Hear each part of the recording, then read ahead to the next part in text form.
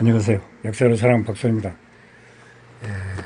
아프리카 남부에 위치한 남아공 역사에 대해서 한번 알아보겠습니다. 남아공 아프리카 공화국은 처음으로 인류가 출현한 것은 300만 년 전이라고 합니다.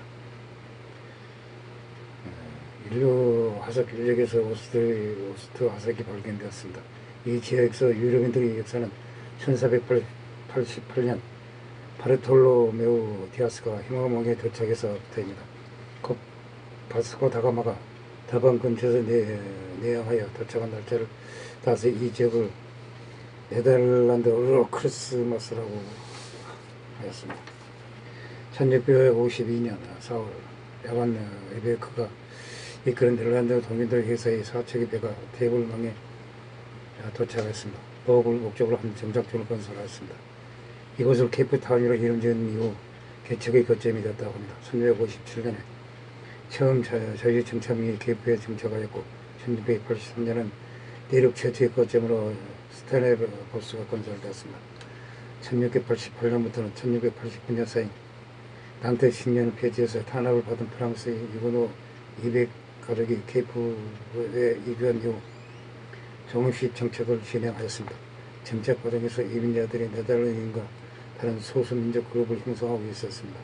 보응이라고 불리게 되었다고 합니다. 케이프 사회는 케이프타운의 도시사회와 지역의 이천, 대규모 농원, 그리고 고대에서 목축했던 테레포위로 크게 나눠져 있었습니다. 테레포들은 코이코이족을 내쫓으면서 오지로 진출하였습니다. 그러나 북쪽 사막이고 동쪽은 강력한 경쟁이 고사족이 출현으로 그들이 전쟁은 비시강에서 멈췄습니다. 고사족 1779년 일시적으로 교정 상태가 이어졌습니다. 유럽에서는 나폴레옹 전쟁이 발발했습니다. 케이프 식민지는 네덜란드 지배를 전무를 고하였습니다. 영국은 1795년에 케이프를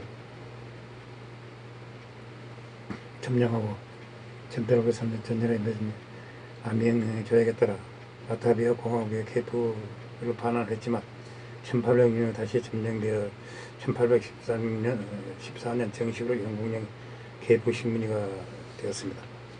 케이프 식민지가 영국령이 된 무렵 동쪽 마탈란에서는 큰 변화가 일어나고 있었습니다.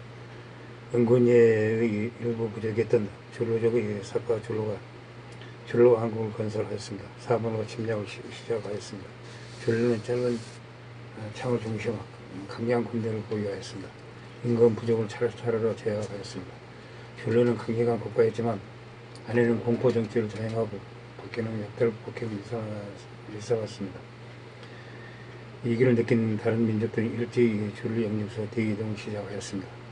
테베르족, 콜로로족, 샹칸족 등과 같이 멀리 대표하는 민족이 나오는 반면 스와진, 오르간의 에스와티니와 서토인, 오르간의 레소토처럼 우주지역 방을 국권에 국가를 성명하는 민족도 나타났습니다. 이 혼란을 은폐카네라고 부릅니다. 이 혼란으로 인해 1820년대, 30년대에 거쳐 하이페를 이를 때는 사람도 부족도 없는 황량한 변화였습니다. 케이프 식민지에서는 영국인과 보호인의 대립에 참여해 가고 있었습니다. 케이프의 공룡은 영화가 되었고 1820년에는 영국 최초 이민자가 케이프에 도착했습니다. 1828년은 총독령 후고쇼가 제정되어 1809년 시행되는 호텐토트 조례가 폐지되었습니다. 보호인들 사이에 심각한 노동력 부족 현상이 일어났습니다. 또한 1833년 대영족 전쟁에서 노예제도가 폐지되었습니다. 특히 노예 의전의 대규모 농장을 경제의 중심으로 하는 이스턴 케이프에서는 그 분망이 정점에 돌았습니다.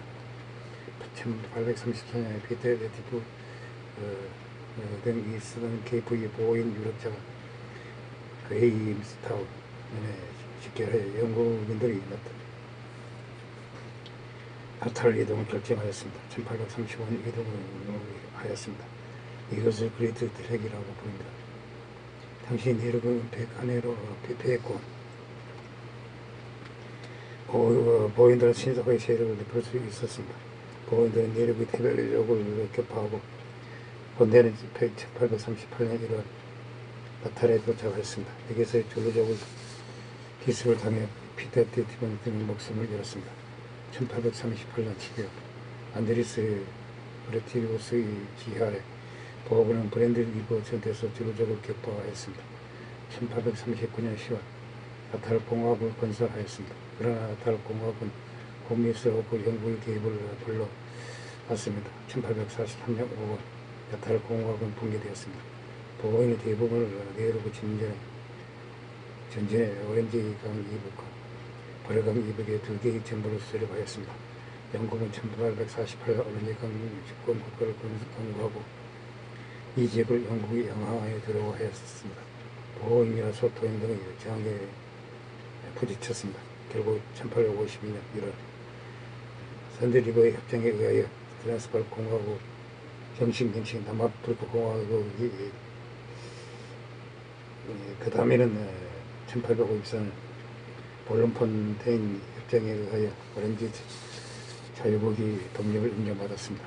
그리트의 트랙 이후 이 지역은 4개의 백인 정부, 트랜스발 공화국, 오렌지 자유공화국, 케이프 식민지, 나탈과 식민지, 다수의 흑인 남군이 동작하였습니다. 케이프 식민지에서는 1853년 의회가 설립되었으면 영국 내의 자치 식민지로 길을 걸을 수 있었습니다. 영국은 케이프 식민도가 아니라 캐나다 및 오스트레일리아와 동일하게 취급하는 것을 결정하고 재산 제한 선거제가 시행되었습니다. 이것은 인종을 가리지 않고 모든 인종의 동일한 금액이 일정하게 기소되기 있는 경우 유색인종이나 흑인도 투표를 가질 수 있었습니다. 그럼에도 불구하고 두 인종의 유권자는 총 유권자의 15%를 초과하지 못했습니다. 케이프 식민지 역사를 통해 한 번도 두 인종에서 대표 운동은 나오지 않았습니다. 영국계 이 주장은 계속되었지만 이 지역에서 보이는 다수파의 지위를 차지하고 계속 특권을 누렸습니다. 나탈 식민지는 다른 새 식민지와는 다른 역사를 갖게 되었습니다.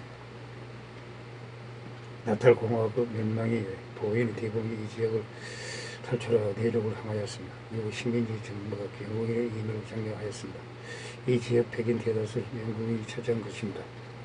또한 해안에서 일할 농장의 노동으로 영국 인도보다 많은 인도 사람들이 이주하였습니다.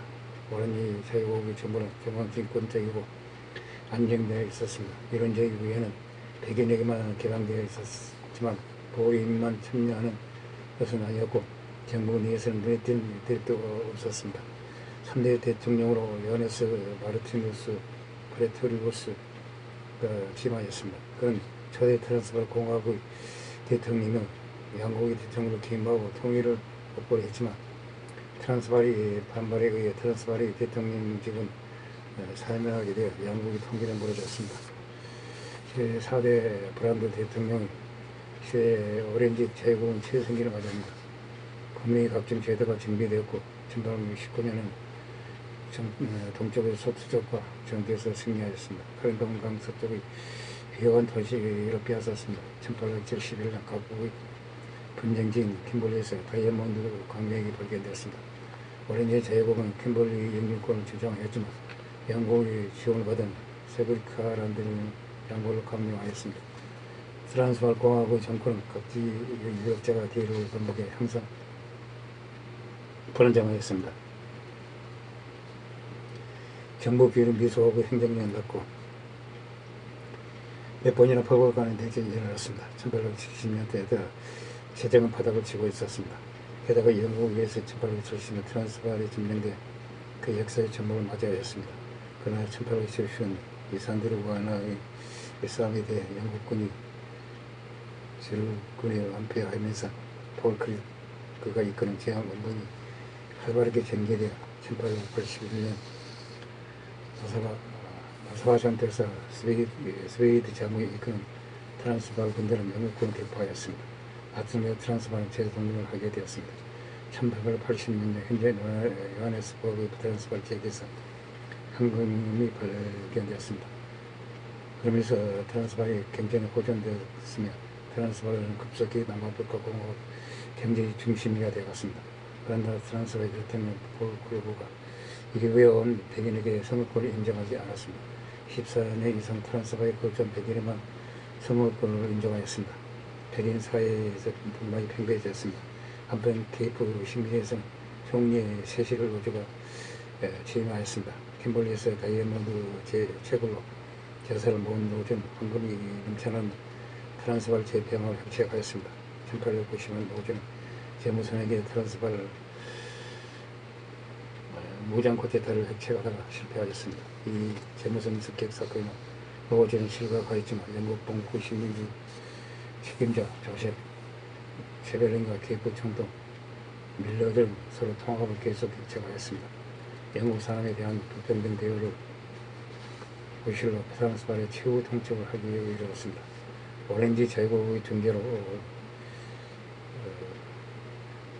소용없이 1899년 지원 선전포고를 하였습니다. 제2차 보호전쟁이 일어났습니다.